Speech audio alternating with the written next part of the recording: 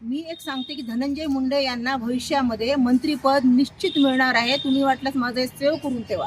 ते मंत्री बनणार आहेत भविष्यामध्ये पुढे. पण त्यांची काहीच चूक नसताना आणि आणखी एक नाव घेते मी, वाल्मिक कराडचं कुठंच काही नसताना फक्त संशयावरून, वाल्मिक कराडला संशयावरून जे आहे विनाकारण मकोका खाली यांना अटक केली. तुम्हाला आणखी एक माहिती सांगते, संतोष देशमुख प्रकरणातले जे आरोपी आहे सुदर्शन घुले, त्याच्या खालचे मुलं आणि वाल्मिक कराड यांच्यावर मकोका लागत नाही.